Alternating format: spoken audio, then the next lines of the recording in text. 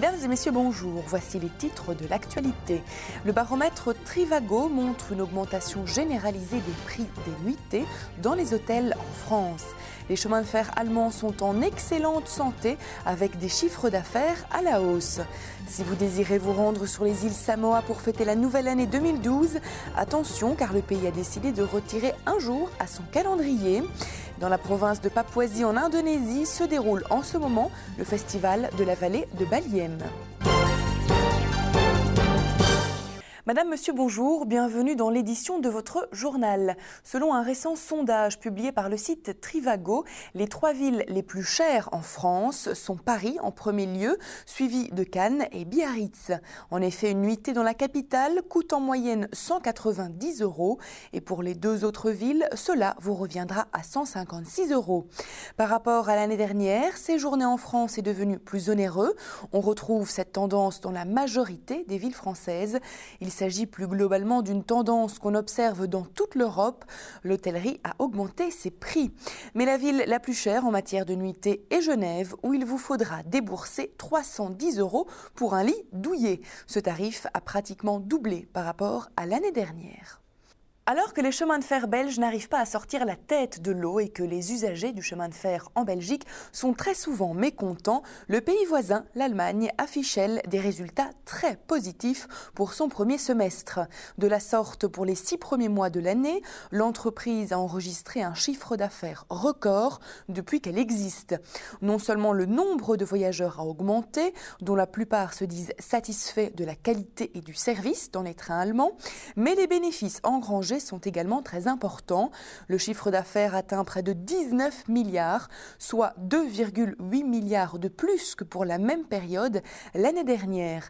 Des résultats qui ont fait le plus grand plaisir de la direction des chemins de fer, qui espère encore accroître son nombre de visiteurs et par là même des bénéfices. Si vous désirez vous rendre sur les îles Samoa pour fêter la fin de l'année 2011 et le début de l'année 2012, attention car le pays a décidé de retirer un jour à son calendrier. En effet, le 30 décembre 2011 a purement et simplement été rayé. L'Assemblée parlementaire de ce pays a pris cette décision car ses relations commerciales principales se font avec l'Australie et la Nouvelle-Zélande et qu'entre ces pays, la différence d'heure est respectivement de 23 et 21 heures de décalage. Les autorités du pays ont donc décidé de remédier à cette situation en enlevant l'avant-dernier jour de l'année. Les îles Samoa se situent dans le Pacifique et ont une superficie de près de 3000 km², ce qui représente la province d'Anvers en Belgique. Les îles attirent chaque année de nombreux touristes qui admirent chaque soir le soleil qui se couche en tout dernier sur la planète. Les opérateurs touristiques ont déjà trouvé un nouvel argument de vente, à savoir qu'il sera désormais possible de fêter 2 fois le Nouvel An, son anniversaire ou encore la Noël, grâce à un petit trajet en avion qui vous emmènera d'un point à l'autre de l'île. À l'occasion du 80e anniversaire de l'aéroport de Vancouver, un grand concours a été organisé afin de faire passer 80 jours et 80 nuits à un participant dans l'aéroport même. Le principe sera pour lui de montrer l'envers du décor de l'aéroport. À cet effet, on lui a fourni tous les passes nécessaires pour avoir accès au moindre recoin du bâtiment.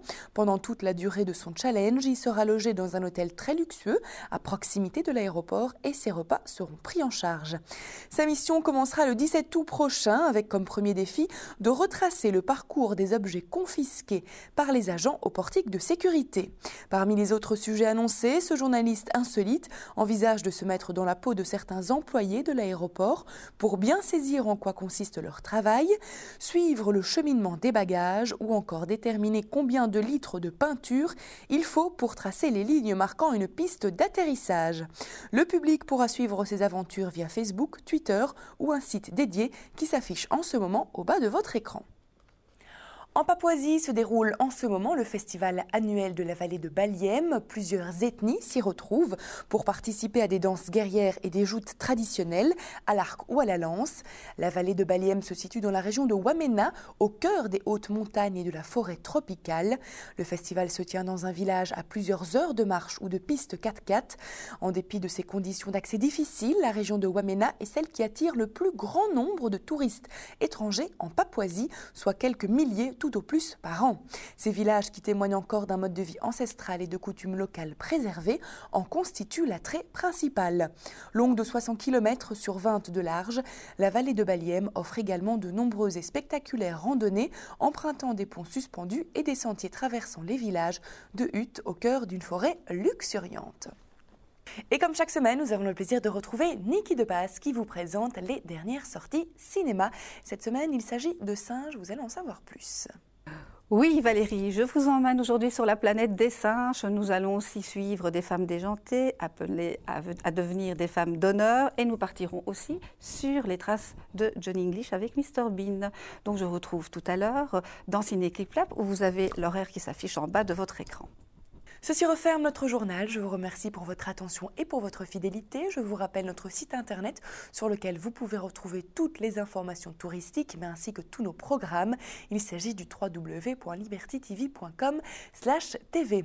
Quant à moi, je vous laisse maintenant sur de superbes images du Québec. Belle évasion sur Liberty TV.